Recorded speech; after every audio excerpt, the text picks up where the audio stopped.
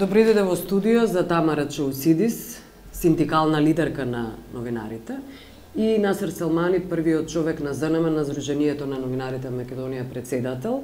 Повод за овој разговор, има неколку поводи. Сушност на деновиве е Дуња Мијатовиќ, високата представничка на ОПСЕ. За медиуми. Да, за медиуми.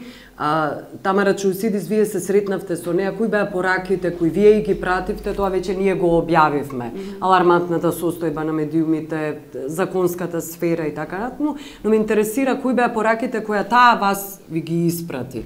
Госпоѓата Мијатовиќ денеска има средба со премиерот Груевски, па околу тоа може и со Селмани. Мијатовиќ не беше декларативна во смисла која е незината порака, на повеќе бараше од нас инпут за тоа што се случува и што ние мислиме дека би било некаков начин за поместување на работите. И мора да разберете, Дуња Мијатовиќ е представник на ОПСЕ за медиуми кој што опфаќа, не знам, над 50 нешто земји.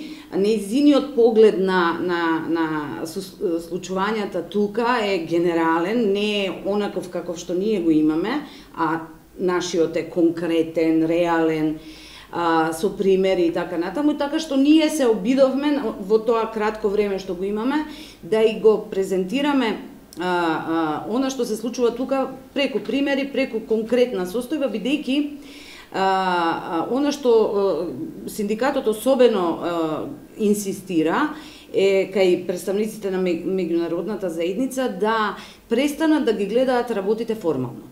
Бидејќи формално работите понекогаш делуваат и добри.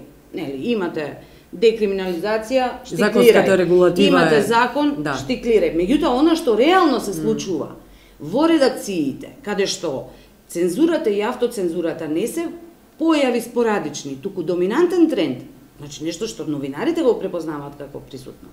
Она што се случува во редакциите со правата работни и професионални, бидејќи кај новинарите не можете да ги одвоите тие две работи, е она на што ние инсистираме и сакаме да го свртиме погледот и на меѓународната заедница и на нашите институции, доколку бидат расположени тоа да го сторат, дека работите суштински треба да се менуваат, а не формално. Насер Селмани, вие немавте средба со Дуња Мијатовиќ? Да, ние вчера се прегледувавме, беше директорот. Добро. Да, нашите пораки беа многу едноставни. За нас приоритет е да се регулира прашањето на трошењето на јавни пари во медиуми. Ако не се реши тоа прашање, ако не се законски не се регулира тоа трошење да биде транспарентно, владата и сите јавни институции да имаат обврска да ги објавуваат тие цифри, колку пари даваат за рекламирање и да има некои критериуми. Не може, ние мора да знаеме зашто некаде има реклами, некаде нема. Мора да се знае, тоа се јавни пари, не се пари на ВМРО. Така се лоцира корупцијата всушност во медиумите. Мислам дека ако тоа прашање не се реши, ние џаве зборуваме за слобода на изразување, за слобода на медиуми. Мислам нема, затоа што практично со јавни пари, со парите на даночните обврзници во Македонија се задушуваат медиумите, се корумпираат, се стават во практично медиумите стануваат пропагандно средство. Наместо да информира за тоа што се случува во земјата, тие стануваат пропагандно средство за перење мозок на луѓето дека состојбата во Македонија е розова, дека ова власт е супер, а медиумите не смеат или не можат да ги отварат прашањата, примерите на злоупотреба на власт, затоа што знаете, од таму кај што ги црпите парите, и тоа е јасно, сопствениците на медиумите имаат медиуми за да прават пари, не да служат како добротворни организации. Ако можат тие пари да ги земат од владата, по цена и да немат практично, да не играат улогата за која се формирани, да информираат јавноста на нив, тоа им е битно. Чим парите им влегуваат на сметка, на нив не им е битно. Втората порака е Кежаровски. Ако апелациониот суд ја потврди пресудата за Кежаровски, тоа е најеклатантен пример дека судството во Македонија не може да го гарантира слободата на изразување која што ги има во нашиот устав. Затоа што тоа е еден еклатантен пример како за новинар кој што заштитува или промовира јавен интерес, кој што откри злоупотреба на институциите, завршува во затвор. Ако тоа не можеме ние судот да го препознае, тогаш жабе зборуваме. И третото прашање ние што го поставивме е прашањето за пребројување на новинарите. Ние не се плашиме од пребројување. Прашањето е не може државата тоа да го прави. Не може. Работата е многу нејасна. Што броиме ние? Членови, новинари или броиме вработени во медиуми? И не може, замислите, има во членот 14, став 11, таму вика, во случај да се дуплира членството, Министерството одлучува каде ќе го брои, од каде тоа право Министерството. Имавте ли средба со господинот, со министерот Ивановски, токму на оваа тема на пребројување на неговото барање? И во текот на донесување на законите ние тоа јасно го кажавме, дека тоа е глупост, тоа е безмислица. Меѓутоа, очигледно дека за тоа има некоја цел. Која е целта? Ние се сомневаме дека очигледно сака да фаворизират некој друго здружение. Друго? Така. Мислите на Македонската асоциација на новинари, на МАН? Да, предпоставам. Каде што Латас, Драган Павлович Латас и останатите новинари. Ние сме спремни нашиот список на членови да го ставиме на јавен увид. Кој сака може да дојде да го види. Но не може да го има. Не можеме ние да го доставиме до Министерството. Тој регистар е кај нас, кој сака може да дојде да го види, кои се членовите, но не може да го има. Да видиме дали другото здружение ќе го стави на увид. Регистар. Да. Тамара, сакам да се надоврзам на овие клучните поенти на Насер. И тоа е она што и вчера го говоревме и се уште го говориме. Видете, јас бев учесник на конференцијата Speak Up, каде што вице-премиерот Бесими јавно се обврза дека владата ќе ги достави информациите за рекламите во медиумите. Добро, но тоа до ден денес Тоа не се случи, меѓутоа одговорот што од Бесими го добивме е дека па вие сте новинари, побарете пристап врз основа на пристап до информација од јавен карактер. Кога новинарите тоа го прават, тоа се прогласува приватен податок кој не е во согласно со законите, да, за заштита сигурноста и безбедноста на државата. Значи се игра со законите. Добро. Околу Дуња Мијатовиќ. Тоа е стара тема веќе околу владините реклами. Тоа е точно дека овие има доставено извештај. Ја според мои сознани има доставен еден извештај Европска комисија. Кој што е генерален. Кој што е генерален, кој што нема бројки. Да. Околу Дуња Мијатовиќ, заради тоа што потенцират. Која е поентата, која е причината и кои ќе бидат резултатите на средбата Груевски-Мијатовиќ? После таа конфликтна преписка која беше тензична. Самото доаѓање на Мијатовиќ има порака. Значи, Дуња не доаѓа туку така. Самото незино доаѓање тука прака е порака. Која е порака? Дека во Македонија имаме проблем со слободата на изразувањето. Тоа е пораката. Дуња зашто не оди во Норвешка? Зашто не оди, не знам, во Германија? Да лобира таму. Значи, штом доаѓа тука кај нас, значи тука има проблем. И незината улога е да ја потикна владата да постапува по оваа загриженост што ја изразуваат самите новинари.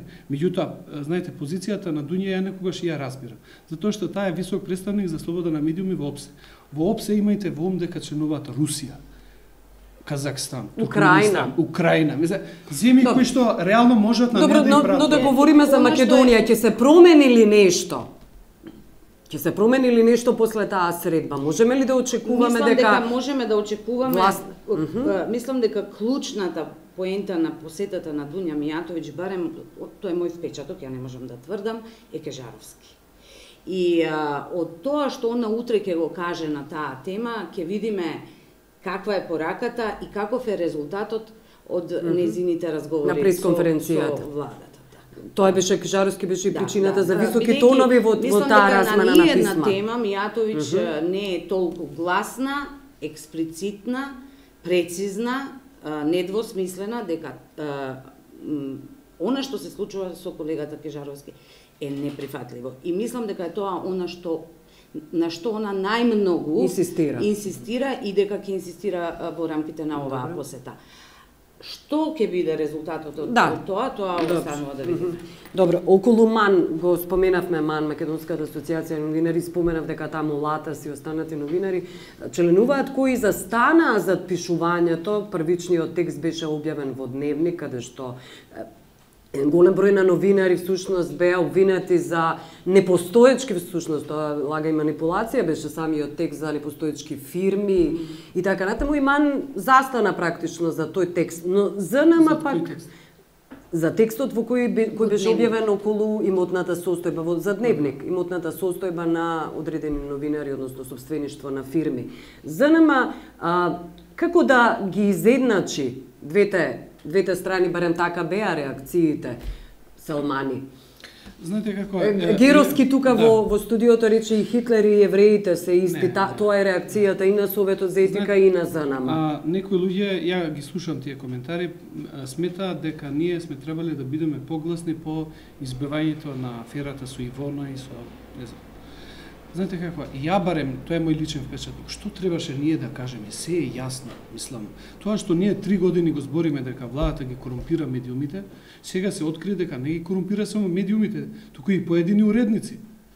Значи, ние не откривме топла вода, ние тоа 3 години го збориме. Што треба да кажеме сега? Не е потребно ли да кажете ништо? Не кажавме ние, дека тоа е неетички. Малку? Неетички е, малку, многу неетички е. Најмалку затоа ние го повикавме министерот, најмалку што може да направи, да го поништи договорот и добро е што го поништи и тој да поднесе оставка. Не може тој да рече ама ја не знаев. Мислам, министер е таму за да знае, а не да не знае. Да. И околу барањето на Разбуди се, па потоа се појави главниот уредник на Алсат, кој исто така протестираше за обраќањето на Латас, околу албанското знаме, дека треба и албанскиот јазик да се укине. Говор на омраза и кон Заев, дека е педофилски политичар. Ја мислам дека луѓе и дека треба замине Советот за радиодифузија треба да го казни. Треба работите да ги кажеме со вистинско име и презиме.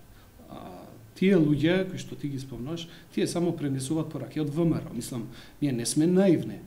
Тие луѓе пренесуваат пораки од некои политички центри. На Драган Павлович Латас. Апсолутно, мислам, ние се бавиме со последиците, а тие што ги хранат тие луѓе, вие гледате од каде земат тендери, дават владата. Што значи тоа? Значи има некоја поврзаност.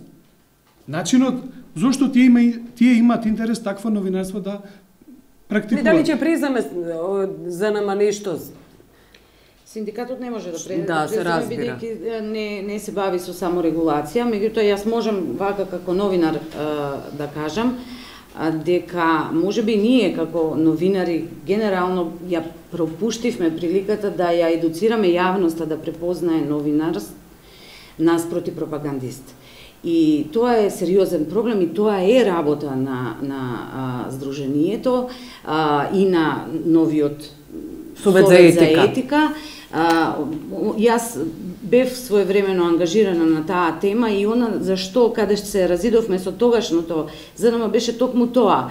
Моето инсистирање да конечно почнеме да правиме разлика. Не сме сите исти и не се што е присутно во медиумите е новинарство. Ние направивме разлика и завршивме во суд, така? Така е. Но да, меѓутоа тоа е тоа. Тоа е патот кој што треба да се оди. Мислам дека тука е потребна, навистина е тешко, меѓутоа ја не би ја обвинувала ниту една политичка гарнитура, бидејќи сите тоа го прават и сите повеќе или помалку сакаат да го прават ако можат. Проблемот е мандатот за дефинирање на новинарството е само на ЕСНАФ-от, а не на некакви закони, не на некакви други институции. Така што ние мораме да се справиме со и да ја заштитиме јавноста од лошото новинарство и од оние кои не се новинари, а кои се представуваат како такви. Ова сега не го говорам како председател на синдикат, бидејќи се разбира нашето членство не се само новинари и не инсистираме толку, меѓутоа прашањето за професионалната слобода не може да се одвои од прашањето на работното право, бидејќи новинарот кој што е принуден да биде пропагандист, дали заради тоа што самиот е корумпиран или го принудуваат за тоа, не е новинар. И тоа мора да бидеме јасни. Така што тоа што, знаете, Насер знае, во Меѓународната федерација на новинари има само 4 члена од кодекс, 10 члена од кодексот, 10-тиот е само оној што ги применува овие принципи, горе, тие 9, има право да се нарекува новинар.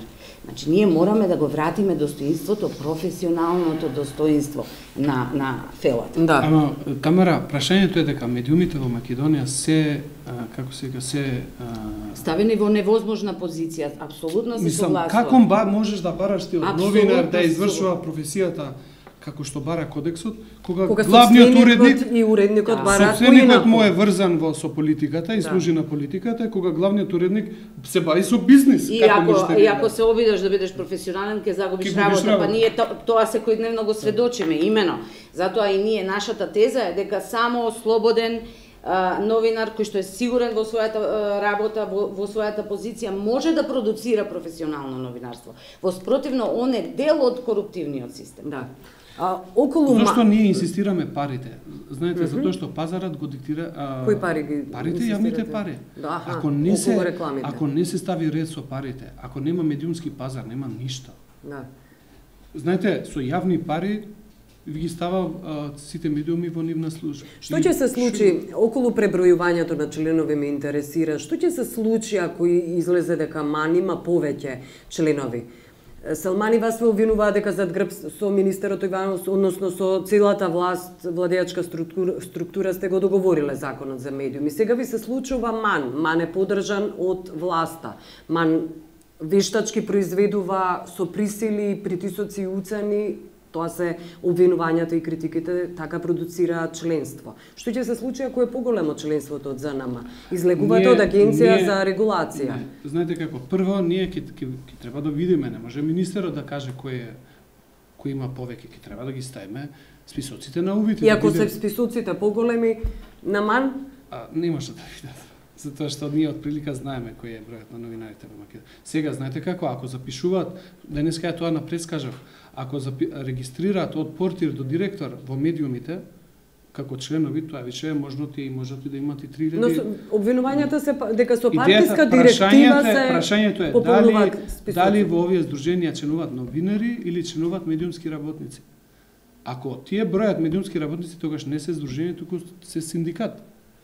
Па не се регистрирани. Не се регистрирани, а уствари се синдикат. Така, затоа ние тие дилеми треба да ги расчистиме. Затоа велам, таа постапка мора да биде транспарентна. Ние нашиот список регистар го имаме на увид, нека ги стават сите на увид, па ќе видиме. Денеска го објавивте бројот 512. За МАН имате представа која е бројката? Не знам, затоа навистина не знам не можам да шпекулирам. Но добро, што ќе се случи ако имаат поголема бројка? Едноставно е прашањето. Идејата, знаете како е? Идејата, мислам, сега, ние тоа го кажуваме постојано, очигледна е намерата на владата да покаже дека ЗНМ не е мнозинско здружение и да не се, затоа што на неа не се допеа нашите ставови, за да ги дискредитира тие ставови пред јавноста и пред светот, рече, па овие не се битни, видите, има некој друг кој што има повеќе чар. Мислам, тој контрапротест со ЗНМ нема да им успе. Може ја нешто да додадам за тој водвил кој ми се случува од типот на гоголјовите мртви души, на запишување и отпишување колективно и така. Знаете, мислам дека не треба да ја прифатиме таа теза која ни се наметнува, да се пребројуваме. Легитимноста на едно здружение или организација без оглед не произлегува само од бројот на душите што ги има. Произлегува и од програмата, од ставовите, од членството во меѓународните организации. Тука апсолутно позицијата на ЗНМ е неспорна.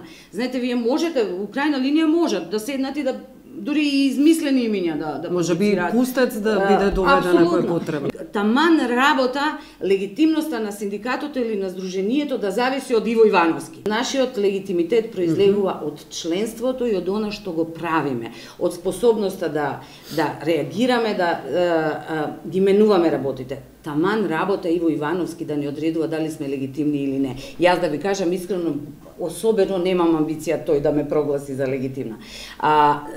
Но еве што се случува. Еве погледнете, тоа е тоа. Јас велам, не смееме да го прифатиме тоа. Ние имавме вчера во синдикатот имавме ситуација на кршење на Законот за работни односи и колективниот договор, флагрантно кршење, каде што се обративме онака како што нели Законот за работни односи налага еден синдикат да комуницира со работодавачот. Истиот момент, откако го испративме дописот, добивме коверта една, со подпишани исписници од синдикатот од ТВ Сител. Тие се подпишани на вистина од луѓето, тоа не е ништо спорно. Меѓутоа, замислете, и при тоа има повеќе исписници него што стварно имавме членови, што значи дека станало збор, ајде подпишувајте. И во таква ситуација, вие очекувате новинарот да се спротистави, се разбиране. Мене веќе ми се јавија и ми рекоа дека ќе плаќаат преку банка, преку пошта и така натаму чланарината, бидејќи ние мораме да го само на тој начин го легитимираме членството.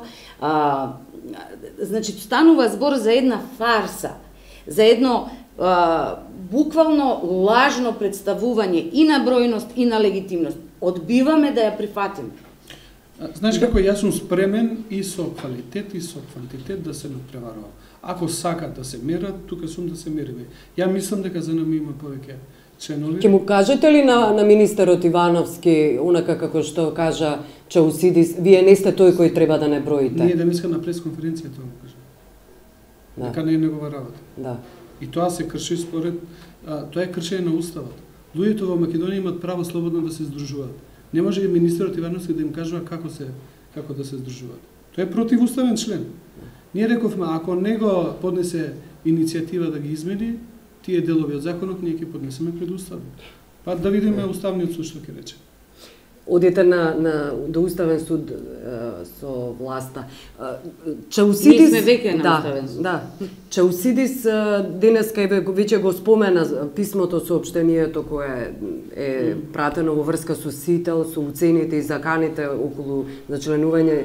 Се согласувате ли со дали постојат вакви методи во Сител? Во текот на летото ние имавме, ние ја ги чувам тие имейли од нашите членови од Струмица, од Штип и Битола. Луѓе, знаете како, ако некој сака да премине во друго здружение, зошто би ме известил мене и би ми се пожелил дека сопственикот ми вика или ќе одиш во другото здружение или ќе ти избркам од работа. Зошто има потреба човекот тоа да ми го каже и да ми го напише на мејл? Затоа што ние тогаш излеговме со јавно соопштение, не можам да зборам на памет ако немам доказ дека некој тоа ми го тврди. И тие луѓе не го прават тоа заради кив, туку навистина имат некој притисок. Имаше во текот на летото тврдење дека градоначалници, министри, пратеници од владеачката партија оделе по медиуми и вршеле притисок врз собствениците на медиумите. Или ќе ги заченат новинарите во тоа здружение, или нема да добијат реклами од владата. Тоа е пораката од политичарите.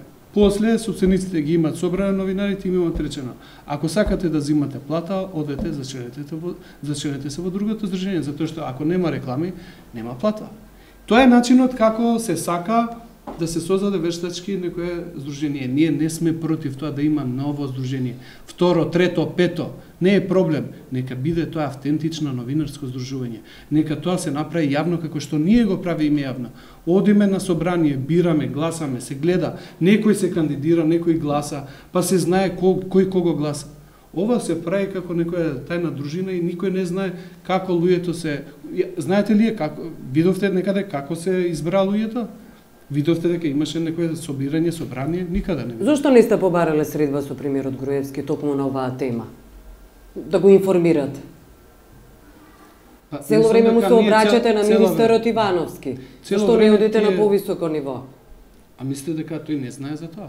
Ве прашувам зошто немате средства? Мислам, знаете како, ја ви кажувам дека ова целата акција е оркестрирана од владата. Сега јас да се одам да се жалам кај тој што ја оркестрира целата работа, мислам. Малку е... Премиерот Груевски оркестрира, ги дава директивите на власта сега, не знам дали точно тој го прави, ама луѓе од власт.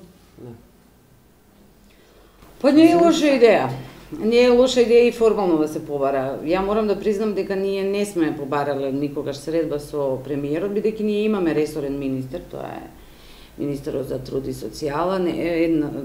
Три пати се обидовме со претходниот министер да разговараме и морам да кажам дека навистина одговорите беа, вашите аргументи се добри, но јас морам да разговарам со премиерот. Ние велевме, па дајте ние да се обидеме, не, да се запази редот на нештата.